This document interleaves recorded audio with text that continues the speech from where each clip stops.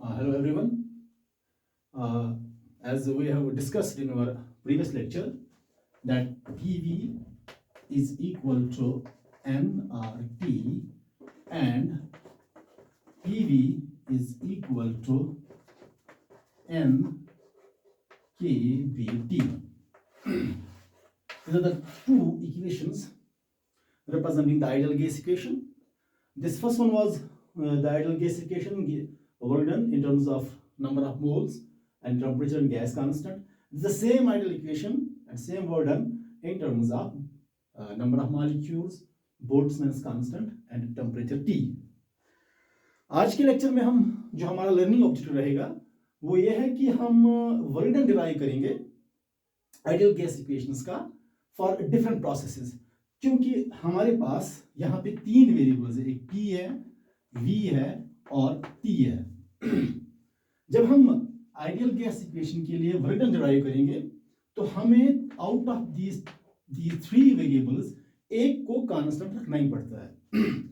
हम अगर प्रेशर को कांस्टेंट रखेंगे तो वर्क डन के लिए हम आइडियल गैस के लिए हम वर्क डन की डेरिवेशन ले लेंगे। अगर हम वॉल्यूम कांस्टेंट लेंगे और अगर हम टेम्परेचर कांस्टेंट रखेंगे तो ये तीन जो स्टेट वेरिएबल्स है, माइक्रोस्कोपिक स्टेट वेरिएबल्स जो रिप्रेजेंट कर रहे हैं आइडियल गैस इक्वेशन को, तो आइडियल गैस इक्वेशन में वर्क डन को डिराइव करने के लिए हमें तीन में से एक को कांस्टेंट रखना पड़ता है। अगर हम प्रेशर को कांस्टेंट रखते हैं,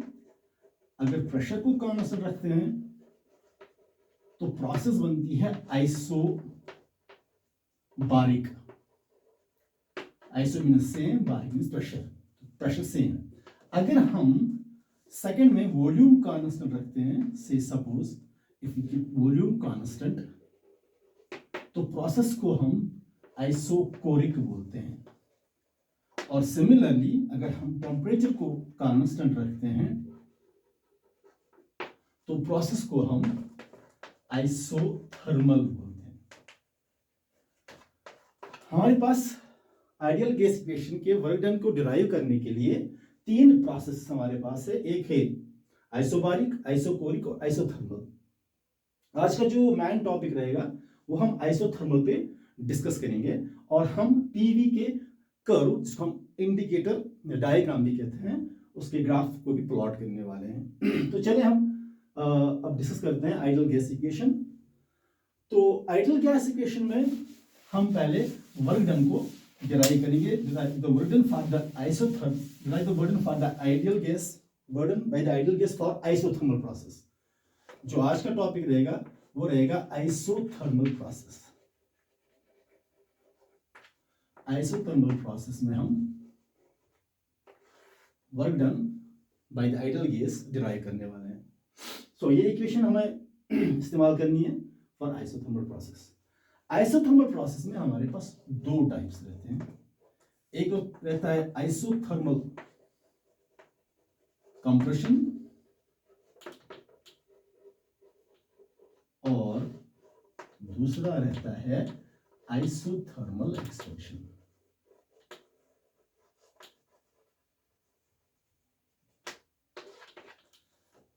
हमारे पास आज के इस इक्वेशन में, आइडियल गैस इक्वेशन में, हमें T को कांस्टेंट रखना है। तो मैं ये इक्वेशन ले लूंगा इन टर्म्स ऑफ मोल्स। हमें T को कांस्टेंट रख रहे हैं, इसका मतलब है P और V हमारे लिए वेरिएबल है। तो मैं यहां मेंशन कर रहा हूं P और V वेरिएबल है और T कांस्टेंट है। जब भी हम टेम्परेचर को कांस्टेंट रखते हैं, the process is isothermal process and the process can be either isothermal compression and isothermal expansion। ये दो प्रोसेस हो सकते हैं। अब हम देखेंगे आइसोथर्मल कंप्रेशन और आइसोथर्मल एक्सपेंशन में क्या होता है, इसमें वर्क डन क्या होगा, इसमें वर्क डन क्या होगा, और हमें वर्क डन डिराइव करना है। तो वर्क डन के लिए जो फॉर्मूला हम लिखते हैं वर्क डन डिराइव करने के लिए इन टर्म्स ऑफ पीवी, वो हम सिंपली ऐसे लिखते हैं, work done W is equal to integral V initial to V final P dV। ये है expression to find the work done for isothermal process, work done by the ideal gas for isothermal process. ये work done है. अब हम पहले discuss करेंगे कि ये हम लिखते कैसे हैं, ये इंटीग्रल पी डी वी हमें कैसे आता है. इसको समझने के लिए यहाँ से रफली आपको समझा रहा हूँ. अगर हमारे पास एक कंटेनर है और कंटेनर में गैस मॉलिक्यूल्स है, वॉल्यूम V. सपोज एक पिस्टन है, इसका area of cross section A है इसके बराबर, area of cross section A. और सपोज हम ऊपर से वर्क करते हैं, इसको हम ऊपर से प्रेशर एक्सर्ट करते हैं या फोर्स एक्सर्ट करते हैं, तो ऑब्वियसली ये थोड़ा नीचे आएगा. सपोज ये dx नीचे आता है, तो ऑब्वियसली इसका इनिशियल वॉल्यूम इतना था, अब फाइनल वॉल्यूम इतना रह गया. सब मैं ऐसे समझा दूंगा कि अगर हमारे पास एक कंटेनर है, ये सपोज मॉलिक्यूल्स इस लेवल तक है, ये वॉल्यूम कंटेनर का ये वॉल्यूम है. सपोज मैंने ऊपर से प्रेशर या फोर्स एक्सर्ट किया, तो या तो ये कंप्रेस हो जाएगा तो वॉल्यूम इतना ही रहेगा. सपोज मैंने यहाँ से पिस्टन पे फोर्स अप्लाई किया, तो जो पिस्टन है वो नीचे यहाँ तक आ जाएगा, वॉल्यूम इतना ही बचेगा, यानी ये फाइनल वॉल्यूम रहेगा और ये इसका इनिशियल वॉल्यूम था. अगर अंदर से ही मॉलिक्यूल्स ने प्रेशर एक्सर्ट किया तो ऑब्वियसली चांसेस है कि वॉल्यूम बढ़ेगा. अगर वॉल्यूम मॉलिक्यूल्स ने अंदर से काम करना शुरू कर दिया, मॉलिक्यूल ने एक्सर्ट अंदर से ही प्रेशर कर दिया, यहाँ पे दो चांसेस हो सकते हैं. एक, मैं बाहर से ही काम कर रहा हूँ, एनवायरमेंट से या सराउंडिंग से मैं प्रेशर एक्सर्ट कर रहा हूँ या फोर्स एक्सर्ट कर रहा हूँ, तो इसका जो वॉल्यूम है कम हो जाएगा. तो ये इनिशियल वॉल्यूम था, ये फाइनल वॉल्यूम बन गया. या दूसरी बात हो सकती है कि मैं अंदर से ही मॉलिक्यूल है जो है वो एक्सर्ट प्रेशर कर रहे हैं पिस्टन पे, तो पिस्टन ऊपर जा रहा है इस लेवल पे, तो वॉल्यूम फाइनल ये बन गया. ये इनिशियल वॉल्यूम है, ये कंप्रेशन प्रोसेस है, और with respect to this expansion process, ये दो एक्सपेंशन दिखा रहे हैं कि इनिशियल वॉल्यूम कम था, फाइनल वॉल्यूम ज्यादा है. और ये दो जो है कंप्रेशन प्रोसेस दिखा रहे हैं कि पहला जो वॉल्यूम था वो ज्यादा था, अब वॉल्यूम कम हो गया. तो यहां आप अंडरस्टैंड कर सकते हैं कि इनिशियल वॉल्यूम से आपका वॉल्यूम एक्सटेंड भी हो सकता है, बढ़ सकता है, due to internal pressure, due to internal force by the molecules. उन्होंने इंटरनली प्रेशर एक्सर्ट किया on the walls of container and pressure gets extended. यहां पे हम कह रहे हैं कि बाहर से ही कोई फोर्स आ गया तो कंप्रेस कर दिया. अब मैं इसको इसके साथ कैसे रिलेट कर रहा हूं, चले यहां पे ए है एरिया इस पिस्टन का जो प्रेशर एक्सर्ट कर रहा है, और इसने स्मॉल डिस्प्लेसमेंट कर दी, तो हम लिखते हैं कि small work done dw will be equal to force into distance, that is this dx. If I multiply a here and a here, या मैं लिख सकता हूं force is equal to pressure into area, ये भी मैं लिख सकता हूं, क्योंकि फ्लूइड जब भी आप थर्मोडायनामिक्स पढ़ेंगे या फ्लूइड डायनामिक्स पढ़ेंगे, हमेशा हम फोर्स आप डायरेक्टली नहीं लिखते हैं, वो इन टर्म्स ऑफ प्रेशर और सरफेस एरिया लिखते हैं जिसपे प्रेशर एक्सर्ट हो जाता है. अब आप डायमेंशनली भी देखेंगे, प्रेशर इनटू एरिया आपको फोर्स के डायमेंशन देखेंगे, तो आप P इनटू ए लिखो. फ्लूइड डायनामिक्स में मोस्टली आप थर्मोडायनामिक्स की बात करो या फ्लूइड डायनामिक्स की बात करो, आपको हमेशा जो फोर्स है वो रिप्रेजेंट करना पड़ता है P और A के multiplication like P and A, the product of P and A represents the force. So you here dw is equal to F by A into dx. मैंने A यहाँ multiple किया, यहाँ A multiple किया, या मैं ये भी कर सकता हूँ कि F को मैं P into A की सूरत में लिखूंगा. तो अब देखें dw comes out to be equal to F by A becomes pressure and A becomes height, and this area of cross section, this becomes a volume part, that small volume dV. This is for the small volume. Small change takes place, small change in volume takes place. For a large, when you are taking the initial to final, then you integrate from V initial to V final. जैसे मैंने यहाँ लिखा from V initial to V final या V initial to V final. यहाँ पे compression वाला दिखा रहा है, यहाँ एक्सपेंशन दिखा रहा है, तो यहाँ आप VI to VF लिख सकते हो. This is TDV. सो ये है total work done. Total work done W comes out to be equal to V initial to V final PdV। असल में जब आप लिख रहे हैं PV is equal to nRT, असल में यही वर्णन है और हम अब इस सूरत में इसको लिखते हैं।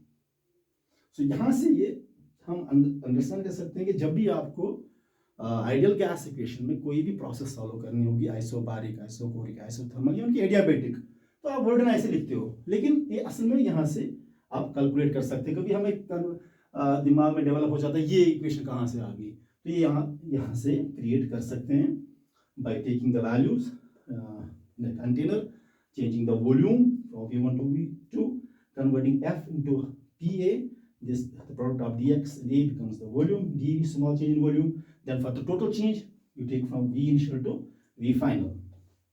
तो ये आ गया कि हमारे पास जो ये इक्वेशन है ये कैसे आ गई, और ये है कंप्रेशन और ये दिखा रहा है एक्सपेंशन। और एक्सपेंशन में आप देख रहे हैं कि गैस मॉलिक्यूल जो अंदर है वो एक्सर्ट कर रहे हैं प्रेशर, यानी कि अंदर गैस मॉलिक्यूल्स काम खुद कर रहे हैं, उनकी एनर्जी एक्सपेंड कर रहे हैं वो टुवर्ड्स आउटसाइड, और यहाँ पे सराउंडिंग से बाहर से ही वर्क हो जाती है, यहाँ इंटरनल वर्क काम कर रहा है।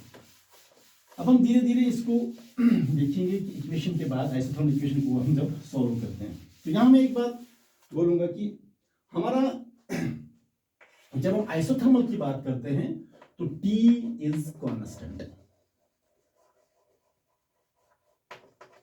आइसोथर्मल प्रोसेस में T कांस्टेंट रहता है। यहाँ एक इंपॉर्टेंट पॉइंट आपको याद रखना पड़ेगा, जिसका ऑब्जेक्टिव भी बहुत बार बोला गया और आगे आए चांसेस भी है कि आगे भी पूछा जा सकता है। हमने कल कहा कि function of temperature is internal energy. जो इंटरनल एनर्जी है, internal energy is function of temperature. जब टेम्परेचर काम करेगा तब इंटरनल एनर्जी होगा, टेम्परेचर बढ़ेगा इंटरनल एनर्जी बढ़ेगी, टेम्परेचर कम होगा इंटरनल एनर्जी बढ़ेगा, कम हो जाएगा। सो जब टेम्परेचर चेंज हो जाता है तो इंटरनल एनर्जी भी चेंज हो जाता है। तो इसका मतलब है यहाँ टेम्परेचर चेंज नहीं होता है, यहाँ change in temperature is equal to 0। तो सिमिलरली यहाँ in change in internal energy will also be equal to 0। तो in case of isothermal process में इंटरनल एनर्जी भी 0 ही होती, चेंज इन इंटरनल एनर्जी 0 नहीं होती, चेंज इन इंटरनल एनर्जी 0, यानी कि इंटरनल एनर्जी भी कांस्टेंट रहती है और टेम्परेचर भी कांस्टेंट रहता है। तो इसका मतलब है इंटरनल एनर्जी भी कांस्टेंट रहेगी, internal energy change in internal energy will be equal to 0। ये बहुत इंपॉर्टेंट पॉइंट है, ये आप मेंशन करें ताकि ये फ्यूचर में काम आएगा। तो अब जो इक्वेशन जो है वो है कि W is equal to VI VF PdV। ये हमने ये वर्डन की इक्वेशन है, हमें सॉल्व करना है for isothermal process, work done by ideal gas for an isothermal process. इसका मतलब है कि यहां पे जो वेरिएबल है एक तो P1 और एक तो V1। से सपोज अगर P1 और V1 रिप्रेजेंट कर रहा है किसी इक्विलिब्रियम स्टेट को और P1 चेंज हो जाता है P2, जब V1 चेंज हो जाता है V2 दूसरे इक्विलिब्रियम स्टेट में, ये भी इक्विलिब्रियम P1 V1 वॉल्यूम का वैल्यू है, प्रेशर का वैल्यू है एट कांस्टेंट टेम्परेचर।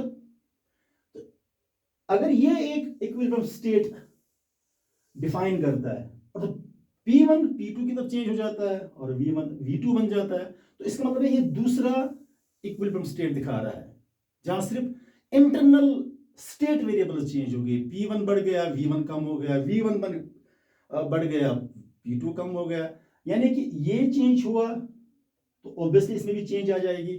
लेकिन अगर मैं कह रहा हूं कि ये एक इक्विलिब्रियम स्टेट एक्सप्लेन कर रहा है और ये दूसरा इक्विलिब्रियम स्टेट दिखा रहा है, तो हम लिख सकते हैं P1 V1 is equal to P2 V2 or one of the equilibrium state when value from P1 changes to P2 and similarly the value V1 changes to V2, then we can say हम लिख सकते हैं कि ये equilibrium state एक represent करता है तो ये भी एक इक्विलिब्रियम स्टेट रिप्रेजेंट करता है, then we can put down P1 V1 is equal to P2 V2, ये भी आप लिखें। तो इसके बाद हम जानते हैं कि PV जो है इज इक्वल टू nRT, और N भी कांस्टेंट है, R भी कांस्टेंट है, T भी कांस्टेंट है। तो इसका मतलब है PV is equal to constant. One of the point आप रिमाइंड एक बार फिर से ध्यान रखें, this is the equation of the work done by the ideal gas for isothermal process. यहाँ पे वॉल्यूम चेंज हो जाता है PV, और यही आइडियल गैसिफिकेशन मैं ऐसे लिख रहा हूं, PV is equal to nRT। चूंकि T कांस्टेंट है, R भी कांस्टेंट है, N भी कांस्टेंट है। T कांस्टेंट क्यों है? क्योंकि मैं यहां से बता रहा हूं आइसोथर्मल प्रोसेस है, तो ये तीनों चीजें कांस्टेंट आती है। तो इसका मतलब है P भी वेरिएबल है, V भी वेरिएबल है, वो दोनों कांस्टेंट के बराबर आती है। तो मैं लिख सकता हूं P is equal to constant divide by V। इसका मतलब है P is inversely proportional to V। जब P और V, जब कोई भी दो वेरिएबल्स आपस में इनवर्सली प्रोपोर्शनल होंगे, जो ग्राफ होता है वो हमेशा हाइपरबोलिक होता है। ये भी याद रखें, जब भी दो वेरिएबल्स का आपस में मल्टीपल होगा, that multiplication is equal to some constant, always remember the graph is hyperbolic. यहां से आपका P आएगा और यहां से आपका V आएगा। This will represent this line dot with this V1 या V initial, this will be V final, and this will be P initial, and this will be P final. P initial and P final. ये point represent कर रहा है PF VF को, और ये point represent कर रहा है PI PI को, और दोनों यहाँ पे इक्विलिब्रियम स्टेट में है। ये भी इक्विलिब्रियम स्टेट में ये भी है, इक्विलिब्रियम स्टेट में ये भी है, लेकिन दोनों के इंटरनली V और P का वैल्यू चेंज हो सकता है। यहाँ P का वैल्यू जो होगा यहाँ वो P का वैल्यू नहीं होगा, यहाँ जो V का वैल्यू होगा वो यहाँ पे V का वैल्यू नहीं है, लेकिन दोनों का वैल्यू इक्वल सम कांस्टेंट होगा। अगर मैं ये 3 मानता हूं और ये 5 मानता हूं, दिस 15, तो फिर यहां पे ये 5 होगा और ये 3 होगा, ये भी 15 है, ये कांस्टेंट नंबर होगा। तो ये हमें दिखा रहा है कि हर एक पॉइंट पे PV will equal to some constant. तो ये डायग्राम है, हाइपरबोलिक ग्राफ है, और ये हाइपरबोलिक ग्राफ होता है जब P और V आपस में मल्टीप्लिकेशन की सूरत में होगा। अब यही ग्राफ हम कभी किसी और टेक्स्ट में ऐसे दिखाते हैं। अगर आपने ये जो P और V के दरमियान ग्राफ है, अगर आपने रेसिप्रोकल लिया 1/V, तो कर्व स्ट्रेट लाइन होगी, लीनियर इक्वेशन, लीनियर लाइन। यही ग्राफ हम इस तरह से भी रिप्रेजेंट कर सकते हैं, लेकिन यहां पे जरूरी है कि आपको V का रेसिप्रोकल लेना। यहां रेसिप्रोकल बढ़ रहा है, बस रेसिप्रोकल का एक्चुअल मतलब बढ़ना मतलब है वैल्यू डिक्रीज होना। यहाँ 1/V increase हो रहा है, 1/V increases means actual V value is decreasing and P is also increasing, so the graph will be like this. If you say 1/V is increasing, P is increasing, 1/V is increasing, P is increasing, 1/V increasing means actually V is decreasing, क्योंकि ये denominator में है। तो कभी कभी मैं फिर से ये रिपीट करूंगा, अगर ग्राफ हाइपरबोलिक सूरत में होगा तो फिर ऐसे होगा P और V के दरमियान, लेकिन अगर ग्राफ लीनियर लाइन में होगा, स्ट्रेट लाइन में स्लोप अप, तो फिर P और 1/V के दरमियान ग्राफ होगा। दोनों का सेम मीनिंग है, लेकिन बेटर है कि आप याद रखें कि PV जब भी मल्टीप्लिकेशन में होंगे तो ग्राफ होगा हाइपरबोलिक। ये आपकी इनिशियल वैल्यूज दिखाते हैं PI VI, ये आपके फाइनल वैल्यूज दिखाता है प्रेशर के, क्योंकि pressure it is decreasing as soon as volume is increasing. देखिए आपको इनिशियल वॉल्यूम इतना है, तो आपका जब आप ऊपर जा रहे हैं आपका वॉल्यूम कम होता जा रहा है। आप देखिए वर्टिकल लाइन कम होती जा रही है, आपका V बढ़ जाता है, लेकिन जो वर्टिकल लाइन P है ना, ये कम होती जा रही है, कम कम कम कम कम कम, लास्ट में यहाँ तक। इसका मतलब है एक्सटेंड हो जाता है, V बढ़ जाता है, लेकिन P कम हो जाता है। जब आप वापस आ जाएंगे, देखिए आप वर्टिकल लाइन बढ़ेगी, लेकिन ये लाइन नजदीक आती है 0 को, जाके यहाँ नजदीक पहुंचेंगे, इस पे आपका V डिक्रीज होगा, आपका P इंक्रीज होगा। इसको हम इंडिकेटर डायग्राम भी कहते हैं।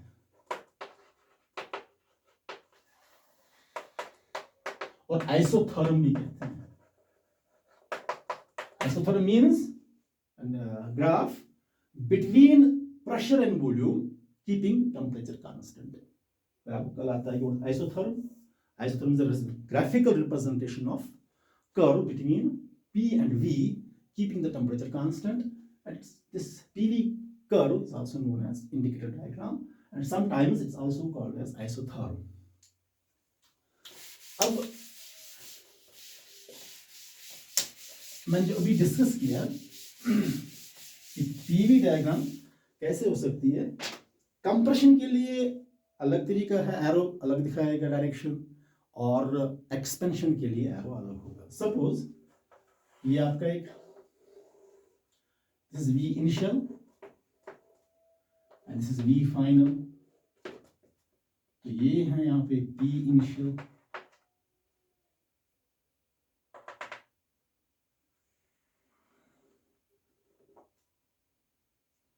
यहाँ पे आएगी P final, यानी PF final, PF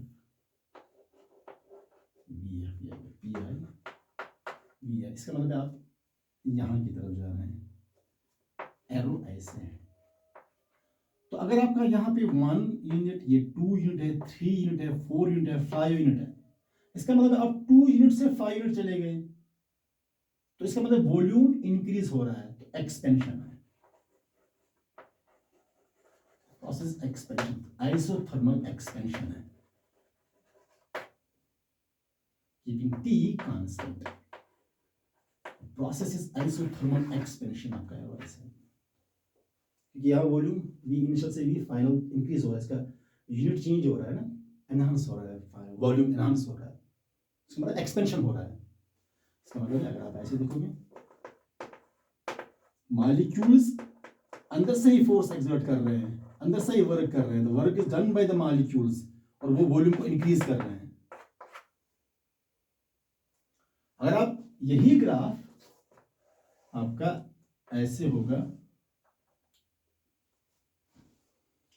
ये इनिशियल वैल्यू होगा आपका फाइन, और ये पहुंच गया यहां फाइनल पे, यानी कि पहले वॉल्यूम कितना था, अब वॉल्यूम का वैल्यू इतना ही है। इसका मतलब ये फाइनल प्रेशर था, ये इनिशियल प्रेशर था, अब ये फाइनल हो गया। This is now P final comma V final, and this is now P initial comma V initial। वो फाइनल वॉल्यूम इतना ही रह गया। फाइनल वॉल्यूम पहले 5, अगर मैं यहाँ यूनिट के हिसाब से बोलूंगा 1 2 3 4 5, पहले वॉल्यूम इनिशियली 5 यूनिट था, अब फाइनल वॉल्यूम रह गया 1 यूनिट, तो यहाँ वॉल्यूम डिक्रीज हो रहा है, तो इसका एरो ऐसे लगेगा। ये आइसोथर्मल कंप्रेशन है, T is constant। This is a graph, indicator diagram, the isotherm for isothermal compression. This is the same indicator diagram for isothermal expansion। और obviously यहाँ आपने देखा जो फाइनल वॉल्यूम है वो ग्रेटर देन, वो लेस देन इनिशियल वॉल्यूम है, जो फाइनल वॉल्यूम है वो लेस देन इनिशियल वॉल्यूम है, और यहाँ आप देख रहे हो जो फाइनल वॉल्यूम है वो ग्रेटर देन इनिशियल वॉल्यूम है। तो इसका मतलब है इस वाले प्रोसेस में एक्सपेंशन और इस वाले प्रोसेस में कंप्रेशन। इसका मतलब है कि जो मेरा पहला वॉल्यूम था, अगर वो इतना था, बाहर से फिर एनवायरनमेंट से एनर्जी आई और उसने सिस्टम पे काम किया और सिस्टम के वॉल्यूम को कम कर दिया। This is work done by the environment on the system and it decreases volume. This was in this case, there's a work done by the internal molecules and the volume expansion takes place. Here volume compression takes place. A graphical representation of volume compression is this, and graphical representation of volume expansion is this. और यहाँ पे जो final volume है वो less than initial volume है, और यहाँ पे जो फाइनल वॉल्यूम है वो ग्रेटर देन इनिशियल वॉल्यूम है। सिंपली याद रखना है, जब final volume greater than initial volume होगा तो एक्सपेंशन है, ऐसा होना एक्सपेंशन है। जब आपका final volume less than initial volume होगा तो वो ऐसा कंप्रेशन होगा। और ऑब्वियसली फिर हम डिसाइड कर सकते हैं इसमें वर्डन कितना होगा, इसमें वर्डन कितना होगा। वो वर्डन की equation, ideal वर्डन bye the ideal equation for isothermal process को डिराइव करने के बाद हम पता चलेगा कि यहाँ पे वर्डन पॉजिटिव है, यहाँ पे वर्डन नेगेटिव है, यहाँ पे पॉजिटिव है, यहाँ पे नेगेटिव है, वर्डन का वैल्यू क्या होगा। तो लेट्स कंटिन्यू नाउ।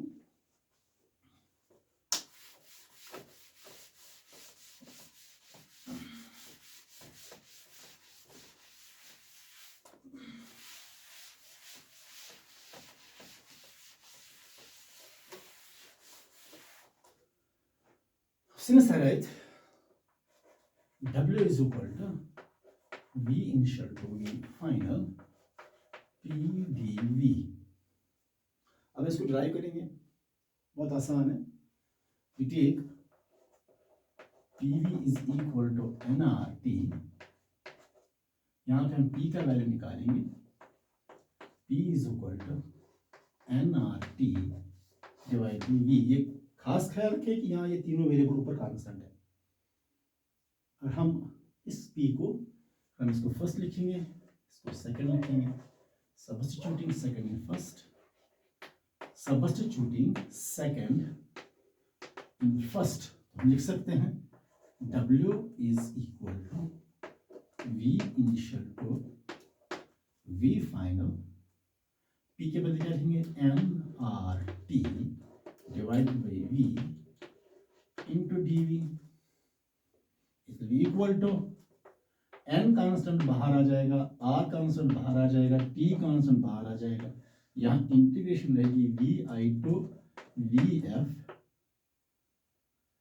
dV ऊपर अपना ही है और V नीचे डिवाइड है। तो हमारे पास बन गया W comes out to be equal to nRT integral VI to VF dV upon V। अब यहाँ इसको सॉल्व करना है, इंटीग्रेशन करनी है। इसको आपको पता ही है, अगर डिनोमिनेटर की डिफरेंशिएशन न्यूमरेटर में होगी तो उसकी जो इंटीग्रेशन होती है वो लॉग ऑफ डिनोमिनेटर के बराबर होता है। आपको पता ही, आपने पढ़ा भी होगा। x का डिफरेंशिएशन dx है, यानी कि डिनोमिनेटर का डिफरेंशिएशन न्यूमरेटर में है, तो उसकी इंटीग्रेशन जो होती है वो लॉग ऑफ डिनोमिनेटर के बराबर होता है। सिमिलरली यहाँ पे भी वही हाल है, v की जो डिफरेंशिएशन है dv है और डिनोमिनेटर की डिफरेंशिएशन न्यूमरेटर में है, तो ऑब्वियसली यहाँ पे भी लॉग ऑफ x के बदले लॉग ऑफ v लिख सकते हैं। W comes out to be equal to nRT log of V, that's V initial to V final। अब ये लिमिट वैल्यू सब्स्टिट्यूट करो, that becomes nRT log of VF minus log of VI। यहाँ formula use करेंगे log m minus log n। तो हमारा equation बनेगा W comes out to be equal to, कितना आ जाएगा वो, nRT log, मैंने यहाँ फॉर्मूला की इस्तेमाल log m minus log n that's equal to log m by n। तो m के बदले क्या है, VF बटा VI। This is expression for the work done by the ideal gas for isothermal process। ये इक्वेशन है W is equal to nRT log of VF beta VI। This is the required expression for the work done due to ideal gas for isothermal process। इसके बाद हम इस equation को थोड़ा interpret और करेंगे। जैसे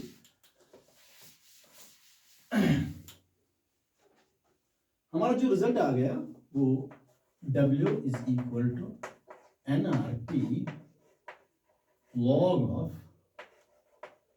Vf divided by Vi।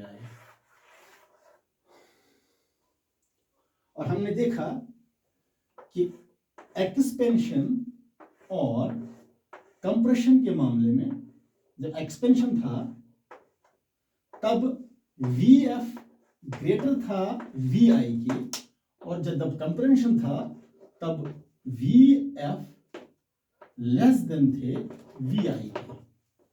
ये आपने देखा एक्सपेंशन हो रहा है, यहाँ पे कंप्रेशन हो रहा है। मैंने एरो दिखा दिया आपको, एरो कैसे रिप्रेजेंट करता है कंप्रेशन और एक्सपेंशन को। तो मैं यहाँ लिख सकता हूँ Vf बटा Vi इज ग्रेटर देन 1। यहाँ पे भी लिख सकता हूँ Vf बटा Vi इज लेस देन 1। अगर Vf बटा Vi ग्रेटर देन 1 है तो log of Vf बटा Vi will be greater than 0, और अगर Vf बटा Vi लेस देन 1 है तो log of Vf बटा Vi will be less than 0, और log of Vf बटा Vi represents the work done, तो इसका मतलब है यहाँ W work done will be greater than 0, here work done will be less than 0. So for expansion process work done is always greater than 0, यानी कि Vf greater than initial volume, work done will be taken as positive greater than 0, and for Vf less than Vi, work done will be always less than 0. Work done greater than 0 यानी कि work done positive है, यहाँ work done negative है, तो work done positive का ये भी मतलब है कि गैस मॉलिक्यूल्स ने काम किया हुआ है, अंदर गैस मॉलिक्यूल्स ने एनर्जी एक्सर्ट कर दी और वॉल्यूम एक्सपेंड हो गया। और वर्क डन लेस देन 0 का मतलब है कि एनवायरनमेंट काम कर रहा है सिस्टम पे, जिसने फोर्स या प्रेशर देके वॉल्यूम को डिक्रीज किया है। तो यहाँ पे इंपॉर्टेंट बात है कि लॉग ऑफ जिसका वैल्यू ग्रेटर देन 1 है तो उसका जो लॉग बनता है वैल्यू वो ग्रेटर देन 0 बन जाता है। जब आपका वैल्यू लेस देन 1 होगा तो उसका लॉग जो होता है लेस देन 0 होता है। और हमें पता है लॉग ऑफ V बटा V रिप्रेजेंट्स वर्क डन, ये तीन जो कांस्टेंट ही है। तो work done is positive in this case, and this case work done is negative. Work done positive का मतलब है एक्सपेंशन हो रहा है, मॉलिक्यूल्स अंदर काम कर रहे हैं, उन्होंने अपनी एनर्जी एक्सर्ट करके एक्सपेंशन दिया वॉल्यूम को, और यहाँ पे वॉल्यूम जो डिक्रीज हुआ वो एनवायरनमेंट काम कर रहा है, तो वर्क डन इज नेगेटिव। सो अगर वॉल्यूम चेंज नहीं हो रहा है, यहाँ पे सारा काम जो है वॉल्यूम पे डिपेंड है, तो इसका मतलब work done equal to 0 for constant volume. Thank you very much. We'll be talking next process in the next video. Thank you.